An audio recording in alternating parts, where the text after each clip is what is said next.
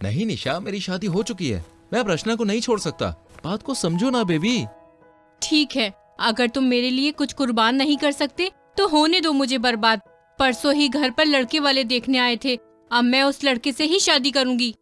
लेकिन निशा, अरे निशा मेरी बात तो सुनो यार। राहुल की शादी रचना से हुई थी, लेकिन शादी के कुछ समय बाद उसे निशा नाम की एक लड़की से प्यार हो जाता है। निशा को देखने के लिए लड़के वाले आने लगे। निशा राहुल से कहती है रचना को छोड़ने के लिए, लेकिन राहुल रचना को छोड़ने को तैयार नहीं होता है। इसलिए अपने दिल को मारकर निशा वरुण से शादी कर लेती है। और जब वो मंडप में आती है तभी वहां राहुल को देखती है। ये क्या? इसका मतलब कि तुम छोटे की होने वाली दुल्हन हो? और तुम वरुण के भाई? ये क्या खेल खेल रही है किस्मत हमारे साथ राहुल। अब मैं शादी से मना भी नहीं कर सकती।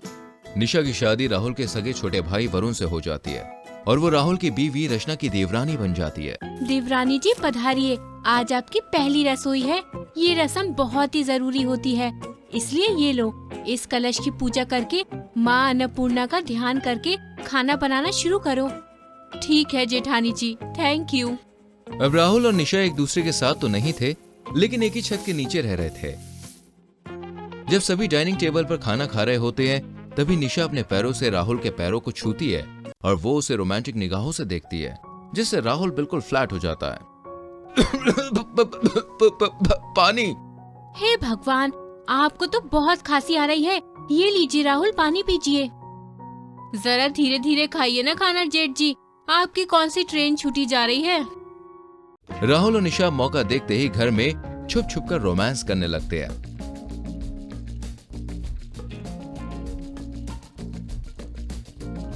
एक दिन जब पूरा परिवार कहीं बाहर गया होता है तभी निशा घर पर बिल्कुल अकेली होती है। वो तुरंत ही राहुल को फोन लगाती है और राहुल ऑफिस से भागता दौड़ता हुआ घर चला आता है। निशा जब दरवाजा खोलती है तभी राहुल देखता है कि निशा एक हॉट सिल्क नाइटी पहनी खड़ी हुई है। ओहो बेबी, आज तो यार तुम किसी सेक्सी मॉडल से कम नहीं लग रही हो। आज तो हम इस मौके पे चौका मार के रहेंगे बेबी। कुंडी मत खड़काओ राजा, सीधे अंदर आओ राजा, फूल बिछा परफ्यूम लगाकर मूड बनाओ ताजा ताजा। उलाला उलाला उलाला उलाला, तू है मेरी फैंटेसी। छूना ना छूना ना छूना ना छूना ना, अब मैं जवां हो गई। ओह कम ऑन बेबी, आज तो ऐसा रोमांस करेंगे कि ये पूरा घर ही हिल जाएगा। यस हनी प्लीज, मैं वैसे ही रोमांस की प्यासी हूँ, आज मेरी प्यास बुझा दो। राहुल और निशा दोनों बेडरूम में जाकर शुरू हो जाते हैं। तभी उन दोनों को होश ही नहीं रहता कि घर में सभी लोग आ चुके हैं। उतने में दरवाजे पर खटखट होती है।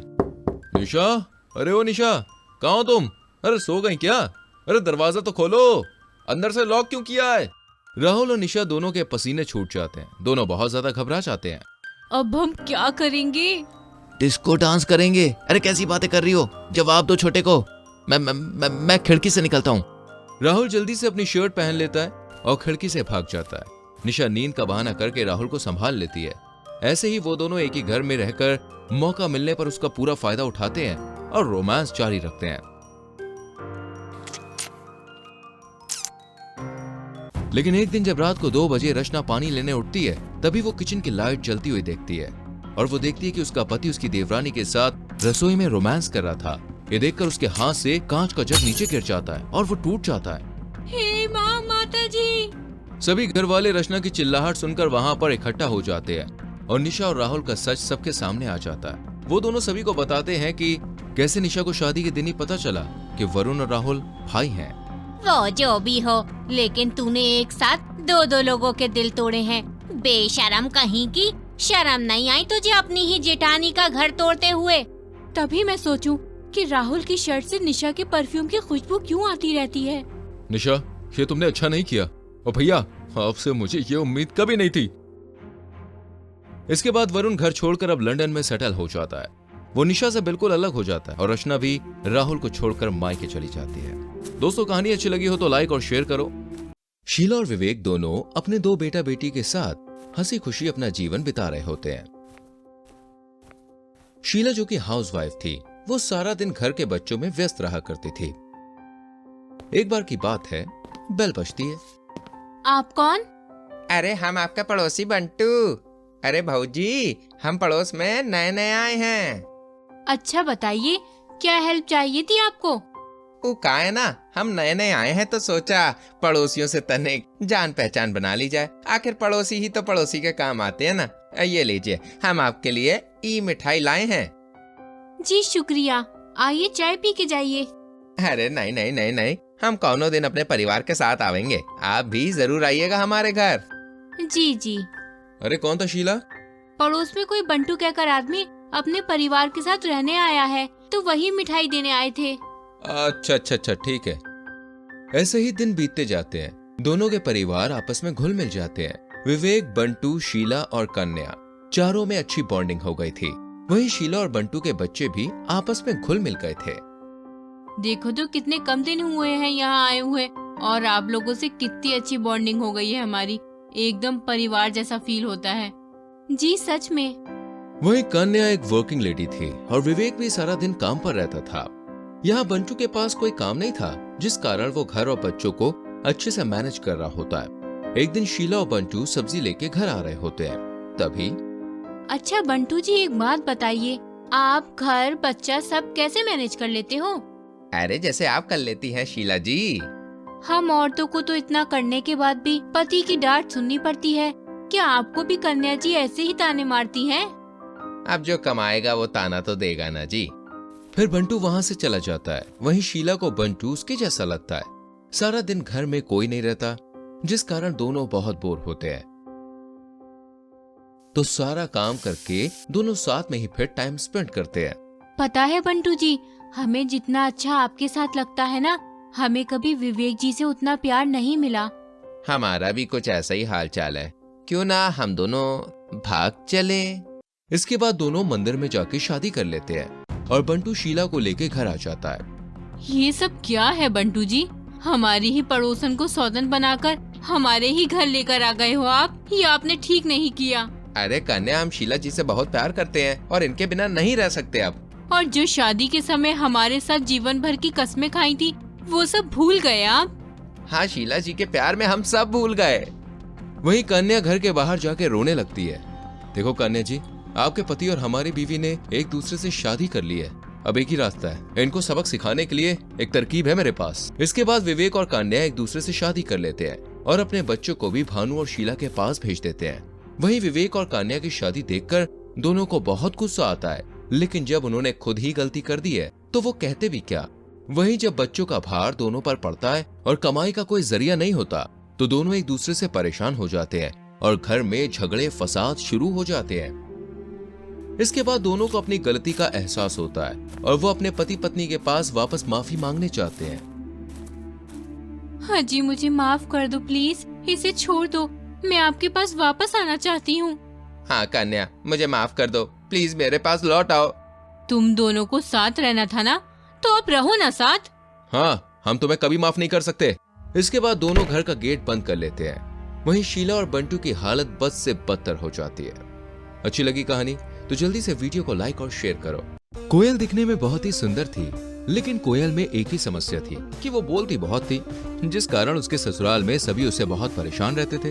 वो एक बार अगर बोलना स्टार्ट कर देती तो किसी की मजाल नहीं कि वो उसे चुप करा सके। एक दिन, माँ जी, खाने में क्या बनेगा? बहू, दाल चावल भरता और रोटी बना ले। हाँ वो तो ठीक है, लेकिन दाल काहे की? तौर की, मूंग की, उड़द की, चने की या मटर की? बस बस चुप कर, हमेशा तो अरहर की दाल बनाती है ना, वही बना ले। ओके, और चावल किस चीज का बनाऊं माँ जी? मेरे सर का। हाँ वो तो मैं कर देती, बस उसका चावल अच्छा नहीं लगेगा। अब बताओ, गेहूं, ज्वार, बाजरा, फसई या धान के? अरे मेरी माँ धान के चावल के भात बना ले, तौर की दाल बना ले, भरता बैगन का और आलू का, और रोटी गेहूं के आटे की। अब कुछ मत बोलना प्लीज, जा अब तू यहाँ से। ओके, लेकिन मैं आपकी माँ नहीं बहू हूँ माँ जी। बेचारी सास बहू से परेशान होकर खुद वहाँ से चली जाती है। सासू माँ भी अजीब ही है, मुझे जाने को बोलकर खुद चली गई। अरे माँ कोयल, मैं घर आ गया। आ गए? हाँ हाँ, देखो ना, आ तो गया। कब आए, कैसे आए, कहाँ से आए और क्यों आए? Shut up, nonsense. अगर मैं नॉनसेंस हूँ तो आपने मुझसे शादी क्यों की? अरे गलती हो गई, चुप हो जा मेरी माँ, मुझे माफ कर दे। क्यों करनी है ऐसी गलती कि पछताना पड़ जाए? मन तो कर रहा है कि पत्थर पर सर फोड़ लूं मैं। ऐसा मन क्यों कर रहा है जी आपका? अगर मैंने कुछ बोला तो फिर पकाएगी, इससे अच्छा मैं यहाँ से चला ही जाता हूँ। ऐसे ही कोयल की हमेशा की आदत थी, सारा दिन बड़बड़ाती रहती थी या फिर सबसे सवाल जवाब करती, जिससे सब उससे बहुत ज्यादा परेशान हो जाते। फिर एक दिन पति तैयार हो रहा होता है, तभी अरे मेरे जूते का सोल भी अभी निकलना था, एक काम करता हूँ ग्लू से चिपका लेता हूँ। फिर पति फेविक्विक लेके आता है और जूते चिपकाने लगता है। वहीं बगल में बीवी तैयार हो रही होती है। अजी वो आपके पास में लिपस्टिक रखी है ना, दे दो ना। हाँ ये लो। लेकिन ये क्या, पति जल्दबाजी में लिपस्टिक की जगह कोयल को फेविक्विक पकड़ा देता है और वो ध्यान ही नहीं देती और अपने लिप्स पर लगा लेती है। ओह नो, ये क्या, मैं अगर लिपस्टिक से जूते चिपका रहा हूँ तो कोयल को मैंने क्या दिया? मंजीत कोयल को देखता है जो बेचारी शांति से खड़ी होती है और कुछ बोल नहीं पा रही होती है। कोयल डार्लिंग, अपनी कोयल जैसी आवाज से 4 शब्द बोलो तो जरा। अरे तुम तो बोल ही नहीं पा रही। इसका मतलब फेविक्विक के कारण कोयल की बोलती बंद। ये हुर्रे! क्या हुआ, इतना खुश क्यों हो रहा है? अरे माँ, खुशी की तो बात है। तभी मंजीत सामने कोयल को देखता है। खुशी की नहीं, बहुत गम की बात है माँ, कोयल ने गलती से लिप्स पर लिपस्टिक की जगह फेविक्विक लगा ली। क्या सच में? ये तो बहुत बुरा हुआ। मुझे पता है ये लोग बहुत खुश हो रहे हैं, एक बार मेरी आवाज आ जाए फिर मैं इन्हें बताऊंगी। कोयल के गूंगे होने की खुशी में घर वाले सभी पार्टी करते हैं कि अब उसकी बड़बड़ भाई किसी को भी सुनने को नहीं मिलेगी। वहीं कोमल भी चुपचाप सभी घर वालों को काम करके देती रहती है और कुछ बोलती नहीं है। अब सब बड़ा ही सुकून में थे कि कोयल के बेतुके सवालों के जवाब नहीं देने पड़ रहे और उसकी किचकिच से भी पीछा छूट गया। कुछ दिन यूं ही मजे से कट जाते हैं, लेकिन धीरे धीरे ये सूनापन घर वालों को अब खलने लगता है। बहू की आवाज कितने दिन से नहीं सुनी, बहू की शांति बिल्कुल भी अच्छी नहीं लग रही है।